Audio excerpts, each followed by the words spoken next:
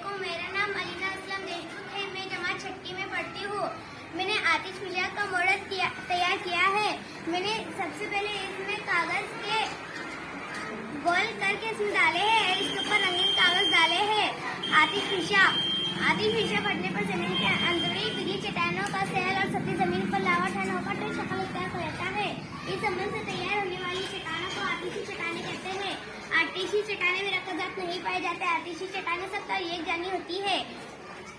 आतिशी चट्टानें वजन में भारी होती है। ये चट्टानें में रकज़ात नहीं पाए जाते।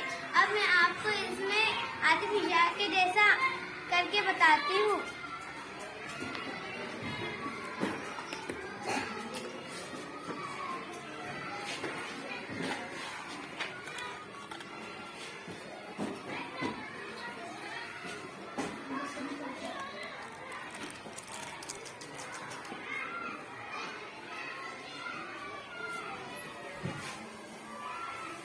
वाह।